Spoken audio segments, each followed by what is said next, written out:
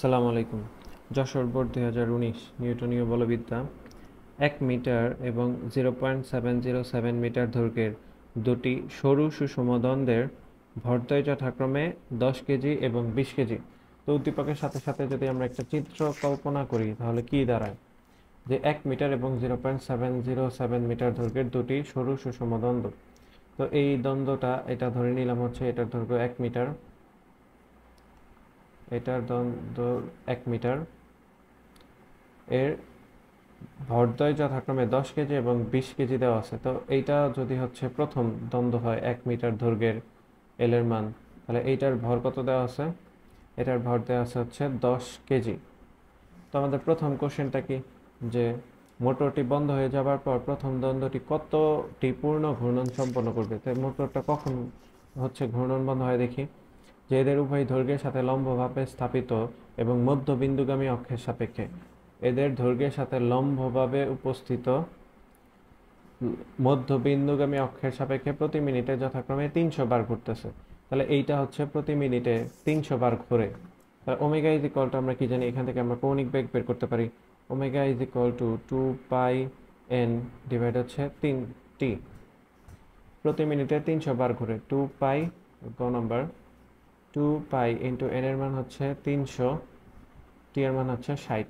এটাকে যদি আমরা ক্যালকুলেশন করি, এটা কাটা 30কে 6 দিয়ে ভাগ দিলে আসে হচ্ছে 5, 5 6 30, তাহলে উপরে আসতেছে 10 পাই। 5 ইন্টু 2 পাই মানে হচ্ছে 10 পাই এত রেডিয়ান পার সেকেন্ড। আমাকে বের করতে বলা হয়েছে যে তারপরে যদি উদ্দীপকটা আমরা আরও দেখি, যে 300 বার এবং 360 বার একটি মোটরের সাহায্যে সমকৌণিক বেগে ঘোরাচ্ছে। মোটরটি বন্ধ হয়ে গেলে প্রথম দ্বন্দ্ব 20 সেকেন্ড সময়ের মধ্যে থেমে যায়।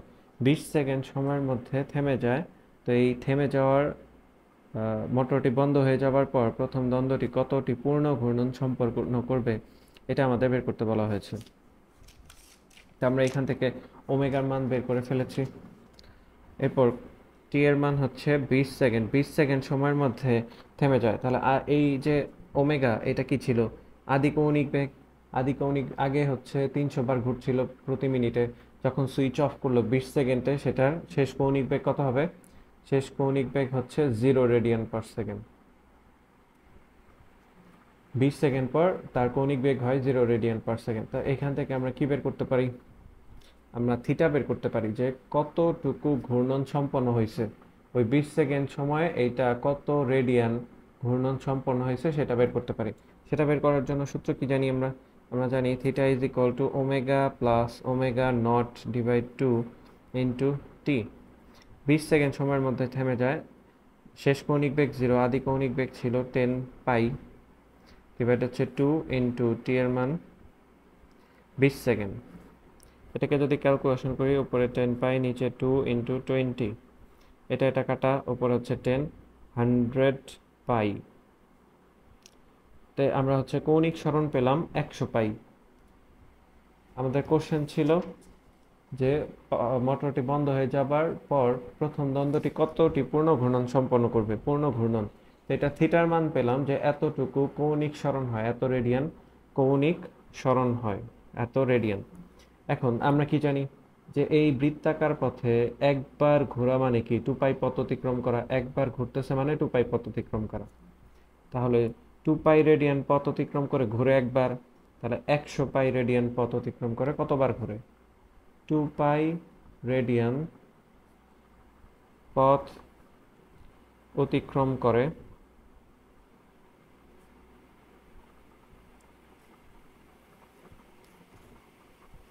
2 পাই রেডিয়ান পথ অতিক্রম করে ঘুরে কতবার? ঘুরে একবার। এখানে আমরা পেয়েছি 100 পাই। 100 পাই রেডিয়ান পথ অতিক্রম করে ঘুরে কতবার? উপরে হচ্ছে 200, নিচে হচ্ছে উপরে 100 পাই, 100 পাই, আর নিচে হচ্ছে 2 পাই। পাই পাই কাটা, 100কে 2 দিয়ে ভাগ দিলে 50 বার। তাহলে অ্যান্সার হচ্ছে 50 বার ঘুরবে। এটাকে যদি আমরা এইভাবে ঐকিক নিয়মে না করে সূত্র লিখি, তাহলে সূত্রটা কি হবে, যে কতবার ঘুরে n ইজ ইকুয়াল টু থিটাকে যদি আমি 2 পাই দিয়ে ভাগ দেই, যে কতটুকু কৌণিক সরণ হয়েছে, একবার ঘোরা মানে তো হচ্ছে 2 পাই, ওই কৌণিক সরণটাকে যদি 2 পাই একবার ঘূর্ণন সংখ্যা দিয়ে ভাগ দেই তাহলে আমরা সংখ্যা পেয়ে যাব। এখান থেকেও যদি আমরা দেখি যে থিটার মান ছিল 100 পাই, এবার হচ্ছে 2 পাই, এটা কাটাকাটি 50, তাহলে 50 বার ঘুরবে। গ নাম্বার হয়ে গেল। এরপর ঘূর্ণনরত দ্বন্দ্বদ্বয়ের কৌণিক গতিশক্তির তুলনা করো। ঘূর্ণনরত দ্বন্দ্বদ্বয়ের কৌণিক গতিশক্তির তুলনা। ঘ নাম্বার। তো এখানে আমাদের কৌণিক গতিশক্তি যেহেতু বের করতে হবে, তো প্রথম দ্বন্দ্বের ক্ষেত্রে কি দেওয়া আছে, যে এই ক্ষেত্রে দেওয়া আছে যে তার দৈর্ঘ্য হচ্ছে 1 মিটার, এর ওমেগার মান কত পেয়েছি, ওমেগা ইজ ইকুয়াল টু 10 পাই। প্রথমটার ক্ষেত্রে আমরা ওমেগা পেয়েছিলাম 10 পাই রেডিয়ান পার সেকেন্ড। দ্বিতীয় দ্বন্দ্বটার দৈর্ঘ্য কত, এটাও ভরকেন্দ্রগামী অক্ষের সাপেক্ষে ঘোরাচ্ছে, 0.707 মিটার। আর এটার ভর কত, এটার ভর ছিল m1 এর মান, এটা L1 ধরলাম, এটা ওমেগা 1 ধরলাম, m1 এর মান ছিল 10 কেজি, এবং m2 এটার মান হচ্ছে 20 কেজি। তো m2 এর ক্ষেত্রে ওমেগা আমাদের জানা নেই, তো এখানে m2 এর ক্ষেত্রে বলা আছে যে প্রতি মিনিটে 360 বার ঘুরে, তাহলে আমাদের ওমেগার মানটা বের করতে হবে এই ক্ষেত্রে। ওমেগা 2 এইটা ইজ ইকুয়াল টু কি হবে, প্রতি মিনিটে 360 বার ঘুরতেছে, 2 পাই ইন্টু 360 ডিভাইড হচ্ছে 60, কাটাকাটি করলে উপরে 6, 12 পাই রেডিয়ান পার সেকেন্ড। তাহলে দ্বিতীয় ক্ষেত্রে কৌণিক বেগ হচ্ছে 12 পাই রেডিয়ান পার সেকেন্ড, ও আগের ক্ষেত্রে ছিল 10 পাই রেডিয়ান পার সেকেন্ড। আমাদের বের করতে হবে হচ্ছে কৌণিক গতিশক্তির তুলনা। কৌণিক গতিশক্তির সূত্র কি জানি আমরা, E is equal to half I omega square, এটা হচ্ছে কৌণিক গতিশক্তির সূত্র। তাহলে এই ক্ষেত্রে কি হবে, দুইটার যেহেতু তুলনা E1 ডিভাইড E2, এটা ইজ ইকুয়াল টু আমরা লিখতে পারি half I omega 1 square I1, নিচে half I2 omega 2 square, half half কাটা, I1 এর পরিবর্তে কি লেখা যায়, ml square ml1 square divide হচ্ছে 12, আর ওমেগা 1 স্কোয়ারের মতোই থাকবে, নিচে ওমেগা 2 তার উপর স্কোয়ার। ও নিচের ক্ষেত্রে যে I2 জড়তার ভ্রামক কি হবে, এটার ক্ষেত্রেও ml2 স্কোয়ার ডিভাইড 12টা উপরে চলে যাবে, তো এই 12 কাটাকাটি আমাদের সব কি লেখা হয়েছে, ওমেগা 1 স্কোয়ার লেখা আছে, ওমেগা 2 স্কোয়ার লেখা নাই, তাহলে এখানে ইন্টু ওমেগা 2 তার উপর স্কোয়ার। দুইটার ক্ষেত্রে ভর ভিন্ন ভিন্ন ছিল, একটা m1 এর মান কত ছিল 10, তার দৈর্ঘ্য ছিল 1, তার উপর স্কোয়ার। ওমেগা 1 এর মান কত পেয়েছি আমরা, 10 পাই, তাহলে 10 পাই তার উপর স্কোয়ার করলে 100 পাই স্কোয়ার আসে। এরপর m2 এর মান কত পেয়েছি আমরা, m2 এর মান হচ্ছে 20, l2 এর মান হচ্ছে, আগেরটা ছিল 1 মিটার, পরে 0.707 মিটার, এখানে আমরা দ্বিতীয়টার ক্ষেত্রে 0.707 পাই।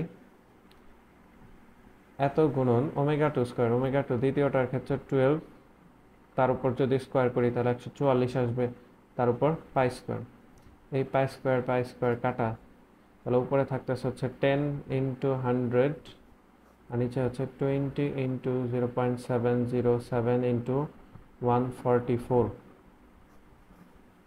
এটাকে যদি আমরা ক্যালকুলেশন করি, 10 গুণন 100 ভাগ 20 ভাগ 0.707 ভাগ 144, 0.49, এটা হচ্ছে E1 ডিভাইড E2 এর মান। যদি আমরা এটাকে অনুপাত আকারে লিখি তাহলে E1 is to E2, এইটা ইজ ইকুয়াল টু 0.49:1। আমরা যদি এটা পুরাটা চেক করি একটু ক্যালকুলেশন আবার করি, যে m1 l1 square, omega 1 square হচ্ছে 100 পাই স্কোয়ার, m2 এর মান হচ্ছে 20, l2 স্কোয়ার 0.70, এখানে হচ্ছে স্কোয়ার নেওয়া হয়নি, ওমেগা 2 স্কোয়ার হচ্ছে 12, 12 হচ্ছে 144 পাই স্কোয়ার। তাহলে এখানে হচ্ছে একটা স্কোয়ার হবে, ভুল হয়ে গেছে। 10 ইন্টু 100 ভাগ 20 ভাগ 0.707, তারপর হচ্ছে স্কোয়ার ভাগ 144, তো 0.694, 0.694, 0.694:1।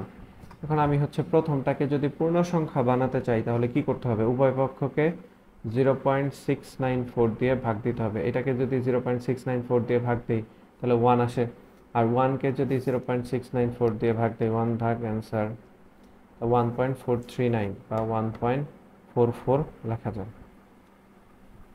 তো আশা করি ম্যাথটা সবাই বুঝতে পেরেছেন যে এখানে আমরা কি বের করলাম, যে তাদের গতিশক্তির অনুপাত, যে E1:E2, এটার মান আসলো 1:1.44। যদি ভালো লেগে থাকে ভিডিওটা অবশ্যই লাইক, শেয়ার, সাবস্ক্রাইব করবেন। যদি কোনো সমস্যা থাকে অবশ্যই কমেন্ট করে জানাবেন। আসসালামু আলাইকুম।